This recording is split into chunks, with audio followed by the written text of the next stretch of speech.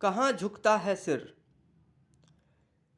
सिद्धाध्यासित कंदरे हरवृष स्कंधा वर वरुण वरुग्न दुध्रे गंगदोत शिलातले हिमवतः स्थाने स्थिते श्रेयसी कः कुर्वित शिरः प्रणाम मलिनम मलानम मनस्वी जनो यद्वी त्रस्त कुरंग गशा उपनयना न स्युः स्मरास्त्रम स्त्रियः।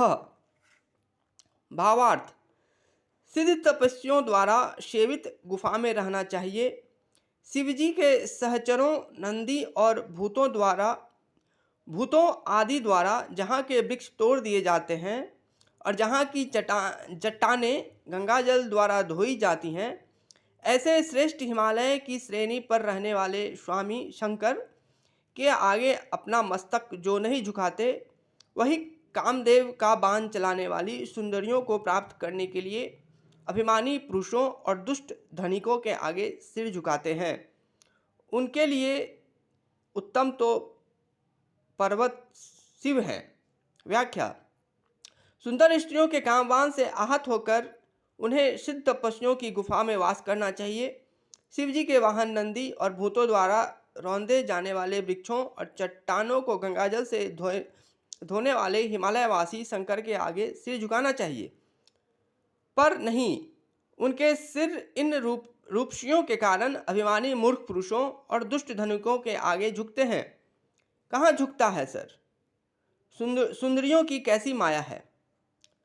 पार उतर जाते पर संसार तब पर्यंत पदवी न दवीयसी अंतरा दुस्तरा न स्युर यदि ते मदिरेक्षणाम।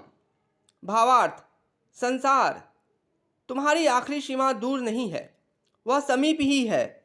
हम पार उतर जाते भव सागर के पार, यदि हमारे बीच शराबी नैनों वाली रमणियों के यौवन की दुर्गम नदियाँ ना बहती।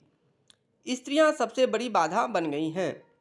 व्याख्या, हमारे लिए भव सागर पार करना कठिन नहीं है, हम इसे सरलता से पार कर सकते हैं, पर शराबी नैनों वाली यौवन की मदिरा की नदी बहाने वाली सुंदर रमणियों के प्रलोभन रूपी भंवर में हम इस प्रकार उलझ जाते हैं कि तब भव सागर पार करना किसी भी प्रकार से हमारे वश में नहीं रहता। स्त्रियों का त्याग करने में ही हमारा कल्याण है, पर यह कैसे संभव है। सुंदरी की शोभा। दिस वनी हरिणी भ्यो वसकांड दक्ष विनाम कमल मुपल कोटि छिन्न मूलम कुशानाम शक युवती कपोला पांडुतान दुतांब बुलवली दल मरुन नखाग्रह पाटितम वा वचुभ्यः। भावार्थ, अरे पुरुष, तपस्या करते समय बांस के अंकुर के समान छवि वाले अर्थात पत्थर की नोक से कट जाने के कारण मुलायम हो गए हरे कुश केवल वन के हिरणों को खाने को दो। संभोग के समय नखों से फाड़े गए शक देश की स्त्रियों के कपोल के समान लाल तांबुल प्रेमिकाओं को उनकी रसिकता बढ़ाने के लिए खाने को दो। व्याख्या, बांस के अंकुर के समान हरे मुलायम हो गए कुशों के समान संभोग के समय शक देश की युवतियों के नाखून से खरोच दिए गए कपोलों के समान लाल लाल पान प्रेमिका को खाने को दो ताकि रसिकता प्राप्त हो। यहाँ पर पान के रंग रूप की तुलना बांस के एकदम हरे अंकुर कवल वन में पत्थर की नोक से काटे गए मुलायम कुश और कत्थे की तुलना संभोग के समय शकदेशीय युवती के नाखून द्वारा खरोच दिए गए कपोल से की गई है। दूसरी वस्तु श्रेष्ठ नहीं। असारा सर्वे ते विरति विरसा पाप विषया जुगुप शयंताम यद्वा ननु सकल दोषास्पदमिति तथाप्ये तद भुवो नहि परहितात पुण्यमधिकम। न चास्मिन संसारे कुवलयदृशो रम्यम परम। भावार्थ, संसार में भले ही इसकी निंदा की जाए कि चंदनानादि श्रृंगार महान दोषपूर्ण हैं, पापजनक हैं, इनका कोई सार नहीं और सब वैराग में बाधा है।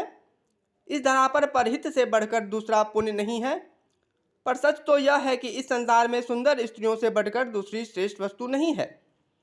व्याख्या, लोग कितना ही क्यों ना कहें कि चंदन आदि श्रृंगार महान दोष पापों का जनक है, सब निस्सार है और यह सब वैराग में बाधा है।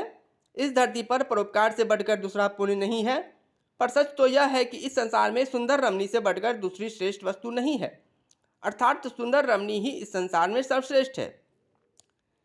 निर्जीव मिलन।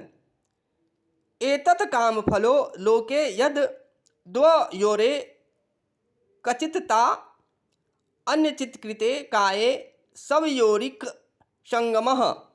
भावार्थ, इस संसार में स्त्री पुरुष का एकचित होकर संभोग करना ही काम का वास्तविक फल है।